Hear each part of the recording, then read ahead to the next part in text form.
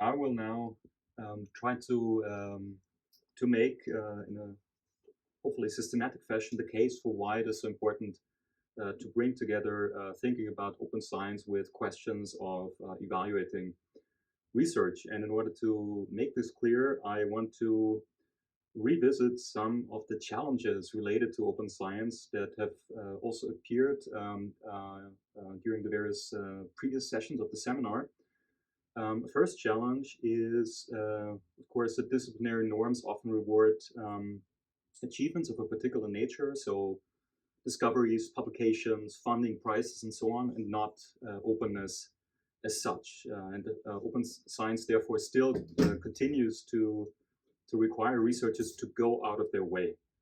And even where there is awareness and interest in open science, it's important within particular academic communities, it is still not really built into the socialization of young researchers. And therefore, it usually requires simply learning about what it means to do open science in practice for every researcher anew, as it were, or almost at least. Another challenge is that open science is a cross-cutting issue that concerns really the entire research workflow. And that's important to emphasize because it is still, I think, sometimes equated simply with open access, so simply making publications freely accessible through open access journals or some kind of self-archiving of preprints, for example. But again, as we have discussed throughout the seminar, open science means more than that, or should mean more than that. For example, it means also seeking out engagement with societal stakeholders in research where suitable, of course. It always has to make sense in the context of the research. This was extensively covered in session number 1 under the heading of the Public School of Open Science. It also means, of course, potentially making the peer review process for publications open. So the process of checking and assessing and developing claims, which was discussed in particular in session number 2. And there are by now really quite a few publishing models and platforms where you can do open peer review. So making peer review reports openly available, which is an interesting development because it allows for reuse of this kind of knowledge that is created in the process of reviewing manuscripts before they are published, or actually the idea is, of course, to sort of change this idea that peer review is taking place behind closed doors. Of course, open science also should ideally mean making data accessible for all sorts of reasons, a topic that we covered extensively in session number 3. And that's important to create transparency, to discourage misconduct or bad practice, and of course, importantly, also to make the data potentially reusable by other researchers.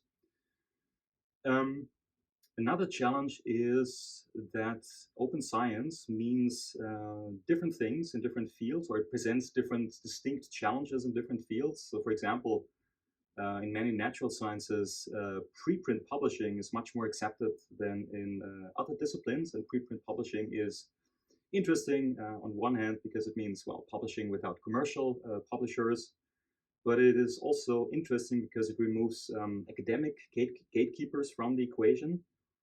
So publishing before peer review, so you don't have this one important figurehead editor who decides whether a manuscript should go out to peer review in the first place.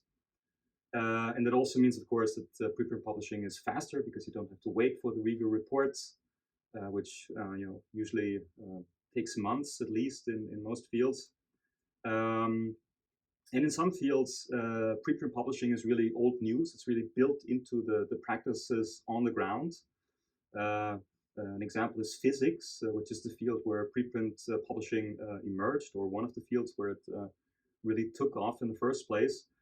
And that's partly probably because of the characteristics of physics as a research field. So it's a highly coordinated field where you have we have very clearly defined research frontiers that a lot of people are working on. So it's very important for everyone really to be up to date, to be up to date on the latest findings and the latest state of the science.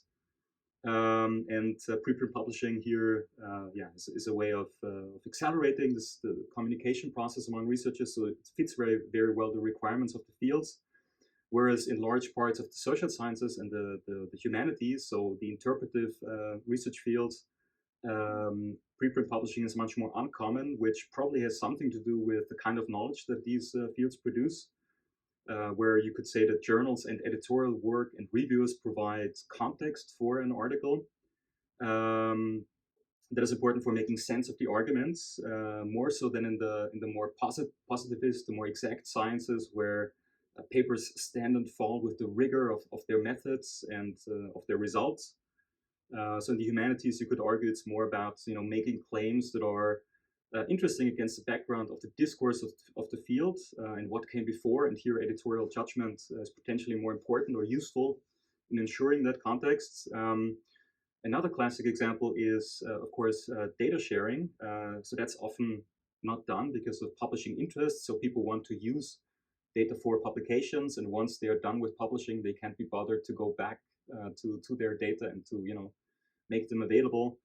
And then there are, of course, frequently, or depending on the field, here's where field differences come in, confidentiality concerns, which present themselves differently in the natural sciences compared to, let's say, the biomedical research, or also the social sciences, where you have often consequences to publishing data about research participants. Whereas if you're a physicist, you collect data in the natural world or from observation, or biology would be a field where you collect usually data through observation. If you do a laboratory experiment, then there's usually no concern with confidentiality. So that's, of course, an issue in some fields. We have covered this also, of course, in previous seminars. Another quick example is that data are not equally well defined and transportable in different fields. So think, for example, of the notebook that anthropologists typically like to keep when they do field work, which is often kind of messy and written in a very sort of personal style. So it's not something that can be easily turned into a shareable data set. So it's also, of course, a well-known challenge.